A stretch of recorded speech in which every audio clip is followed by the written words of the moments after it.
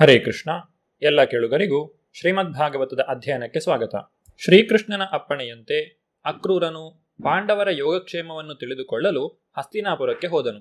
ಹಸ್ತಿನಾಪುರದಲ್ಲಿ ಧೃತರಾಷ್ಟ್ರನು ಆಗಲೇ ರಾಜ್ಯವನ್ನು ಆಕ್ರಮಿಸಿಕೊಂಡಿದ್ದನು.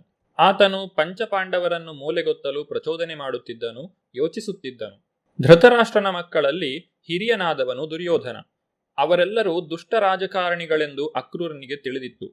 ಧೃತರಾಷ್ಟ್ರನು ಭೀಷ್ಮ ಮತ್ತು ವಿದುರರ ಸದ್ಬೋಧನೆಗೆ ಅನುಗುಣವಾಗಿ ನಡೆದುಕೊಳ್ಳುತ್ತಿರಲಿಲ್ಲ. ಅವನು ಕರ್ಣ ಮತ್ತು ಶಕುನಿಯಂತಹವರ ದುರ್ಬೋಧನೆಯನ್ನು ಅನುಸರಿಸುತ್ತಿದ್ದನು.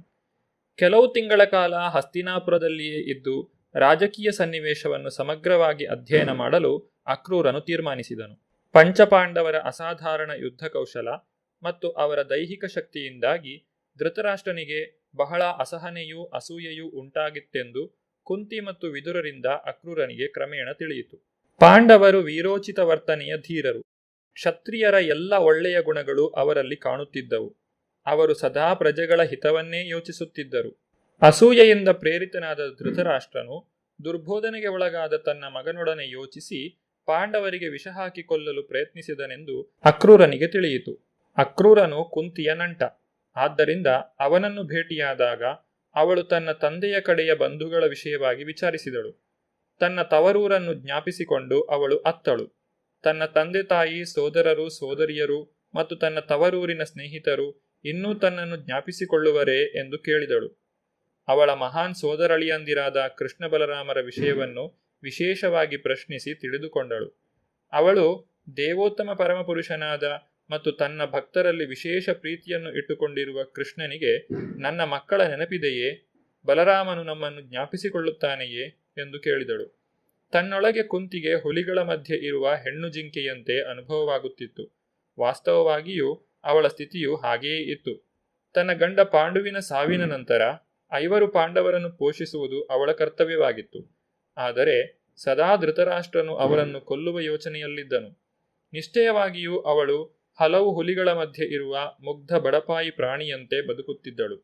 ಕೃಷ್ಣನ ಭಕ್ತಳಾದ್ದರಿಂದ ಅವಳು ಅವನನ್ನು ಕುರಿತು ಯೋಚಿಸುತ್ತಿರುತ್ತಿದ್ದಳು ಮತ್ತು ಎಂದಾದರೊಂದು ದಿನ ಕೃಷ್ಣನು ಬಂದು ತಮ್ಮನ್ನೆಲ್ಲ ಈ ವಿಪತ್ತಿನ ಸ್ಥಿತಿಯಿಂದ ಪಾರು ಮಾಡುತ್ತಾನೆ ಎಂದು ನಿರೀಕ್ಷಿಸುತ್ತಿದ್ದಳು. ಧೃತರಾಷ್ಟ್ರ ಮತ್ತು ಅವನ ಮಕ್ಕಳ ಕುಯುಕ್ತಿಯಿಂದ ಬಿಡಿಸಿಕೊಳ್ಳುವುದು ಹೇಗೆ ಎಂದು ತಂದೆಯಿಲ್ಲದ ಪಾಂಡವರಿಗೆ ಮಾರ್ಗದರ್ಶನ ಮಾಡುವ ಯೋಚನೆಯು ಕೃಷ್ಣನಿಗೆ ಇದೆಯೇ ಎಂದು ಅಕ್ರೂರನನ್ನು ಕೇಳಿದಳು. ಈ ಎಲ್ಲ ವಿಷಯಗಳನ್ನು ಕುರಿತು ಅಕ್ರೂರನೊಡನೆ ಮಾತನಾಡಿದಾಗ ಅವಳಿಗೆ ತಾನು ನಿಸ್ಸಹಾಯಕಳು ಎನ್ನಿಸಿತು. ಅವಳು ಹೀಗೆ ಉದ್ಗಾರ ಮಾಡಲು ಪ್ರಾರಂಭಿಸಿದಳು. ನನ್ನ ಪ್ರೀತಿಯ ಕೃಷ್ಣ, ನೀನು ಪರಮಯೋಗಿ, ವಿಶ್ವದ ಪರಮಾತ್ಮನು. ನೀನು ಇಡೀ ವಿಶ್ವದ ನಿಜವಾದ ಹಿತಚಿಂತಕನು. ಪ್ರೀತಿಯ ಗೋವಿಂದ, ಈಗ ನೀನು ನನ್ನಿಂದ ಬಹುದೂರ ಇದ್ದೀಯ. ಆದರೂ ನಾನು ನಿನ್ನ ಚರಣಕಮಲಗಳಿಗೆ ಶರಣಾಗಲು ಪ್ರಾರ್ಥಿಸುತ್ತಿದ್ದೇನೆ. ತಂದೆಯಿಲ್ಲದ ನನ್ನ 5 ಗಂಡು ಮಕ್ಕಳ ವಿಷಯವನ್ನು ಯೋಚಿಸುತ್ತಾ ನಾನು ಬಹಳ ಸಂಕಟದಲ್ಲಿದ್ದೇನೆ. ನಿನ್ನ ಚರಣಕಮಲಗಳನ್ನು ಬಿಟ್ಟರೆ ಬೇರೆ ಆಶ್ರಯವಿಲ್ಲ, ಬೇರೆ ರಕ್ಷಣೆಯಿಲ್ಲ. ಇದು ನನಗೆ ಚೆನ್ನಾಗಿ ತಿಳಿದಿದೆ. ನೀನು ದೇವೋತ್ತಮ ಪರಮಪುರುಷನಾದ್ದರಿಂದ ನಿನ್ನ ಚರಣಕಮಲಗಳು ದುಃಖದಲ್ಲಿರುವ ಎಲ್ಲಾ ಜೀವಿಗಳನ್ನು ಪಾರು ಮಾಡಬಲ್ಲವು. ನಿನ್ನ ಕರುಣೆಯಿಂದ ಮನುಷ್ಯನು ಹುಟ್ಟು ಸಾವುಗಳ ಹಿಡಿತದಿಂದ ಕ್ಷೇಮವಾಗಿರಬಹುದು. ಪ್ರಿಯ ಕೃಷ್ಣ, ನೀನು ಪರಮಮಿತ್ರನು, ಪರಮಾತ್ಮನು, ಎಲ್ಲಾ ಯೋಗಿಗಳ ಪ್ರಭು. ನಾನು ಏನು ಹೇಳಲಿ? ನಾನು ನಿನಗೆ ಗೌರವಪೂರ್ವಕ ಪ್ರಣಾಮಗಳನ್ನು ಅರ್ಪಿಸಬಲ್ಲೆ ಅಷ್ಟೇ. ಸಂಪೂರ್ಣವಾಗಿ ನಿನಗೆ ಶರಣಾಗತಳಾದ ಭಕ್ತಳೆಂದು ನನ್ನನ್ನು ಸ್ವೀಕರಿಸು. ಕೃಷ್ಣನು ಅವಳ ಮುಂದೆ ಇಲ್ಲದೇ ಇದ್ದರೂ ಅವನು ತನ್ನೆದುರಿಗೇ ಇದ್ದಾನೆ ಎನ್ನುವಂತೆ ಕುಂತಿಯು ಪ್ರಾರ್ಥಿಸಿದಳು. ಕುಂತಿಯ ಹೆಜ್ಜೆಗಳನ್ನು ಅನುಸರಿಸುವ ಯಾರಿಗೇ ಆಗಲಿ ಇದು ಸಾಧ್ಯ. ಕೃಷ್ಣನು ದೈಹಿಕವಾಗಿ ಎಲ್ಲೆಲ್ಲಿಯೂ ಇರಬೇಕಾಗಿಲ್ಲ. ಆಧ್ಯಾತ್ಮಿಕ ಶಕ್ತಿಯಿಂದ ಅವನು ಎಲ್ಲೆಲ್ಲಿಯೂ ಇದ್ದಾನೆ. ಮನುಷ್ಯನು ಶ್ರದ್ಧೆಯಿಂದ ಅವನಿಗೆ ಶರಣಾಗತನಾಗುವುದಷ್ಟೇ ಅಗತ್ಯ. ಕುಂತಿಯು ಭಾವಪೂರ್ಣಳಾಗಿ ಕೃಷ್ಣನಿಗೆ ಪ್ರಾರ್ಥನೆ ಮಾಡುತ್ತಿದ್ದಾಗ ಅವಳಿಗೆ ತಡೆಯಲಾರದೆ ಅಕ್ರೂರನ ಎದುರಿನಲ್ಲಿಯೇ ಗಟ್ಟಿಯಾಗಿ ಅಳಲು ಪ್ರಾರಂಭಿಸಿದಳು. ವಿದುರನು ಅಲ್ಲಿದ್ದನು. ಅಕ್ರೂರನಿಗೂ ವಿದುರನಿಗೂ ಪಾಂಡವರ ತಾಯಿಯ ವಿಷಯದಲ್ಲಿ ಬಹಳ ಅನುಕಂಪವಾಯಿತು. ಅವಳ ಮಕ್ಕಳಾದ ಯುಧಿಷ್ಠಿರ, ಅರ್ಜುನ ಮತ್ತು ಭೀಮನನ್ನು ಹೊಗಳಿ ಅವಳನ್ನು ಸಂತೈಸಲು ಪ್ರಾರಂಭಿಸಿದನು. ಅವಳ ಮಕ್ಕಳು ಅಸಾಧಾರಣ ಬಲಶಾಲಿಗಳು. ಅವರು ಯಮರಾಜ, ಇಂದ್ರ ಮತ್ತು ವಾಯುವಿನಂತಹ ಮಹಾನ್ ದೇವತೆಗಳ ಮಕ್ಕಳಾದ್ದರಿಂದ ಅವಳು ಅವರ ವಿಷಯದಲ್ಲಿ ಕಳವಳ ಪಡಬೇಕಾಗಿಲ್ಲ ಎಂದು ಸಮಾಧಾನ ಹೇಳಿದನು. ಅಕ್ರೂರನು ಹಿಂದಕ್ಕೆ ಹೋಗಿ ಕುಂತಿ ಮತ್ತು ಅವಳ 5 ಮಕ್ಕಳ ಅತಿ ಕಷ್ಟದ ಸ್ಥಿತಿಯನ್ನು ಶ್ರೀಕೃಷ್ಣನಿಗೆ ತಿಳಿಸಲು ತೀರ್ಮಾನಿಸಿದನು. ಧೃತರಾಷ್ಟ್ರನು ಸಂಪೂರ್ಣವಾಗಿ ತನ್ನ ಮಗನ ಪರವಾಗಿದ್ದನು, ಪಾಂಡವರ ಪರವಾಗಿ ಇರಲಿಲ್ಲ. ಅಕ್ರೂರನು ಅವನಿಗೆ ಒಳ್ಳೆಯ ಉಪದೇಶವನ್ನು ಮಾಡಲು ಬಯಸಿದನು. ಅಕ್ರೂರನು ಹೀಗೆ ಹೇಳಿದನು: ಪ್ರೀತಿಯ ಧೃತರಾಷ್ಟ್ರನೇ, ನೀನು ನ್ಯಾಯ ವಿರೋಧವಾಗಿ ಪಾಂಡವರ ಸಿಂಹಾಸನವನ್ನು ಆಕ್ರಮಿಸಿಕೊಂಡಿದ್ದೀಯೆ. ಹೇಗೋ ಸಿಂಹಾಸನವನ್ನು ಏರಿದ್ದೀಯೆ. ಆದ್ದರಿಂದ ರಾಜ್ಯವನ್ನು ನೈತಿಕ ಸೂತ್ರಗಳಿಗೆ ಅನುಗುಣವಾಗಿ ಆಳು ಎಂದು ನಿನಗೆ ನಾನು ಸಲಹೆಯನ್ನು ಮಾಡುತ್ತಿದ್ದೇನೆ. ನೀನು ಆ ರೀತಿ ಮಾಡಿದರೆ ಮತ್ತು ನಿನ್ನ ಪ್ರಜೆಗಳಿಗೂ ಅದೇ ಮಾರ್ಗವನ್ನು ತಿಳಿಸಿಕೊಡಲು ಪ್ರಯತ್ನಿಸಿದರೆ ನಿನ್ನ ಕೀರ್ತಿಯು ಶಾಶ್ವತವಾಗಿರುವುದು.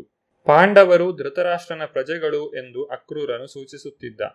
ನೀನು ಅವರನ್ನು ಸಿಂಹಾಸನದ ಒಡೆಯರೆಂದು ನಡೆಸಿಕೊಳ್ಳದೇ ಇದ್ದರೂ ಅವರನ್ನು ನಿನ್ನ ಪ್ರಜೆಗಳೆಂದು ಕಂಡರೂ ಅವರು ನಿನ್ನ ಮಕ್ಕಳೇ ಎನ್ನುವಂತೆ ನಿಷ್ಪಕ್ಷಪಾತವಾಗಿ ಅವರ ಕ್ಷೇಮವನ್ನು ಕುರಿತು ಯೋಚಿಸಬೇಕು.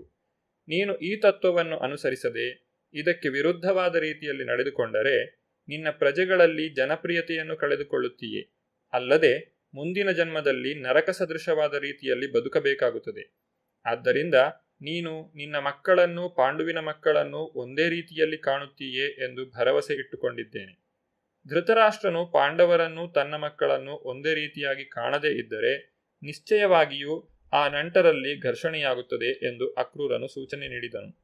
ನ್ಯಾಯವು ಪಾಂಡವರ ಕಡೆಗೆ ಇದ್ದುದರಿಂದ ಅವರೇ ಗೆಲ್ಲುತ್ತಿದ್ದರು ಮತ್ತು ಧೃತರಾಷ್ಟ್ರನ ಮಕ್ಕಳು ಸಾಯುತ್ತಿದ್ದರು. ಅಕ್ರೂರನು ಈ ಭವಿಷ್ಯವನ್ನು ಧೃತರಾಷ್ಟ್ರನಿಗೆ ಹೇಳಿದನು. ಅಕ್ರೂರನು ತನ್ನ ಮಾತುಗಳನ್ನು ಮುಂದುವರಿಸಿ ಈ ರೀತಿಯಾಗಿ ನುಡಿದನು: ಈ ಭೌತಿಕ ಜಗತ್ತಿನಲ್ಲಿ ಯಾರೂ ಇನ್ನೊಬ್ಬರಿಗೆ ಶಾಶ್ವತ ಸಂಗಾತಿಯಾಗಿರಲು ಸಾಧ್ಯವಿಲ್ಲ. ಆಕಸ್ಮಿಕವಾಗಿ ನಾವು ಒಂದು ಕುಟುಂಬದಲ್ಲಿ, ಸಮಾಜದಲ್ಲಿ, ಸಮುದಾಯದಲ್ಲಿ ಅಥವಾ ದೇಶದಲ್ಲಿ ಒಟ್ಟಿಗೆ ಬರುತ್ತೇವೆ. ಆದರೆ ಪ್ರತಿಯೊಬ್ಬರೂ ದೇಹವನ್ನು ಬಿಡಲೇಬೇಕಾದ್ದರಿಂದ ನಾವು ಬೇರೆ ಬೇರೆಯಾಗಲೇಬೇಕು. ಧೃತರಾಷ್ಟ್ರನ ಪ್ರೀತಿಯು ನ್ಯಾಯ ವಿರುದ್ಧವಾಗಿತ್ತು ಮತ್ತು ಹೆಚ್ಚು ಬುದ್ಧಿಯನ್ನೇನು ತೋರಿಸುತ್ತಿರಲಿಲ್ಲ. ಸ್ಪಷ್ಟವಾಗಿ ಹೇಳಬೇಕೆಂದರೆ ಧೃತರಾಷ್ಟ್ರನ ಕುಟುಂಬ ಪ್ರೇಮಕ್ಕೆ ವಾಸ್ತವಾಂಶದ ಬಗ್ಗೆ ಅವನ ಅಜ್ಞಾನವೇ ಕಾರಣ ಎಂದು ಅಕ್ರೂರನು ಸೂಚಿಸಿದನು. ನಾವು ಸಂಸಾರದಲ್ಲಿ, ಸಮಾಜದಲ್ಲಿ ಅಥವಾ ದೇಶದಲ್ಲಿ ಒಟ್ಟಿಗೆ ಬಂದಂತೆ ಕಂಡರೂ ಪ್ರತಿಯೊಬ್ಬನಿಗೂ ಅವನದೇ ವಿಧಿ ಇರುತ್ತದೆ. ಹಿಂದಿನ ಕರ್ಮಗಳಿಗೆ ಅನುಗುಣವಾಗಿ ಪ್ರತಿಯೊಬ್ಬನೂ ಹುಟ್ಟುತ್ತಾನೆ. ಆದ್ದರಿಂದ ಪ್ರತಿಯೊಬ್ಬನೂ ತನ್ನ ಕರ್ಮಗಳ ಫಲವಾಗಿ ಸಂತೋಷವನ್ನೋ ಕಷ್ಟವನ್ನೋ ತಾನೊಬ್ಬನೇ ಅನುಭವಿಸಬೇಕಾಗುತ್ತದೆ. ಹಿಂದೆ ಅಭಿವೃದ್ಧಿ ಸ್ಥಿತಿಯಲ್ಲಿದ್ದ ಅನೇಕ ದೊಡ್ಡ ಸಾಮ್ರಾಜ್ಯಗಳು ಈಗ ಉಳಿದಿಲ್ಲ, ಏಕೆಂದರೆ ಅನಂತರ ಬಂದ ಸಂತತಿಯವರು ಆ ಹಣವನ್ನು ಪೋಲು ಮಾಡುತ್ತಾರೆ. ಇದು ಈ ತತ್ವಕ್ಕೆ ಒಂದು ನಿದರ್ಶನ.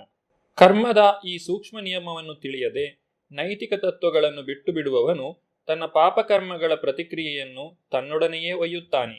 ಅನ್ಯಾಯವಾಗಿ ಸಂಪಾದಿಸಿದ ಅವನ ಆಸ್ತಿ ಮತ್ತು ಸೊತ್ತುಗಳು ಬೇರೆಯಾರೋ ತಿಂದುಕೊಂಡು ಬಿಡುತ್ತಾರೆ ಮತ್ತು ಅವನು ನರಕದ ಬದುಕಿನಲ್ಲಿ ಅತ್ಯಂತ ಕತ್ತಲಿನ ಭಾಗಕ್ಕೆ ಹೋಗಬೇಕಾಗುತ್ತದೆ. ಆದ್ದರಿಂದ ಮನುಷ್ಯನು ವಿಧಿಯು ತನಗೆ ಕೊಡುವ ಶ್ರೀಮಂತಿಕೆಗಿಂತ ಹೆಚ್ಚನ್ನು ಸೇರಿಸಲು ಪ್ರಯತ್ನಿಸಬಾರದು. ಇಲ್ಲವಾದರೆ ವಾಸ್ತವವಾಗಿ ಅವನು ತನ್ನ ಹಿತದ ವಿಷಯದಲ್ಲಿಯೇ ಕುರುಡನಾಗಿರುತ್ತಾನೆ. ತನ್ನ ಹಿತವನ್ನು ಸಾಧಿಸುವ ಬದಲು ಅದರ ವಿರುದ್ಧ ಮಾರ್ಗದಲ್ಲಿ ತನ್ನ ಪತನದ ಕಡೆಗೆ ಸಾಗುತ್ತಾನೆ. ಅಕ್ರೂರನು ಮುಂದುವರಿದು ಈ ರೀತಿಯಾಗಿ ನುಡಿದನು: ನನ್ನ ಪ್ರಿಯ ಧೃತರಾಷ್ಟ್ರ, ಭೌತಿಕ ಜಗತ್ತಿನ ಅಸ್ತಿತ್ವದ ವಿಷಯದಲ್ಲಿ ಕುರುಡನಾಗಬೇಡ ಎಂದು ವಿನಯದಿಂದ ಸಲಹೆ ಮಾಡುತ್ತೇನೆ. ಸುಖದಲ್ಲಾಗಲಿ ಸಂಕಟದಲ್ಲಾಗಲಿ ಭೌತಿಕ ಜೀವನವನ್ನು ಕನಸು ಎಂದು ಕಾಣಬೇಕು. ಮನುಷ್ಯನು ತನ್ನ ಮನಸ್ಸನ್ನು, ಇಂದ್ರಿಯಗಳನ್ನು ಹತೋಟಿಗೆ ತಂದುಕೊಂಡು ಕೃಷ್ಣ ಪ್ರಜ್ಞೆಯಲ್ಲಿ ಆಧ್ಯಾತ್ಮಿಕ ಮುನ್ನಡೆಗಾಗಿ ಶಾಂತಿಯಿಂದ ಬದುಕಬೇಕು. ಕೃಷ್ಣ ಪ್ರಜ್ಞೆಯಲ್ಲಿ ಇರುವವರನ್ನು ಬಿಟ್ಟು ಉಳಿದವರೆಲ್ಲರ ಮನಸ್ಸು ಸದಾ ಪ್ರಕ್ಷುಬ್ಧವಾಗಿರುತ್ತದೆ ಮತ್ತು ಆತಂಕಗೊಂಡಿರುತ್ತದೆ ಎಂದು ಶ್ರೀ ಚೈತನ್ಯ ಚರಿತಾಮೃತದಲ್ಲಿ ಹೇಳಿದೆ. ಕೃಷ್ಣನ ಪರಿಶುದ್ಧ ಭಕ್ತರು ಕೃಷ್ಣನಿಂದ ಏನನ್ನೂ ಬೇಡುವುದಿಲ್ಲ.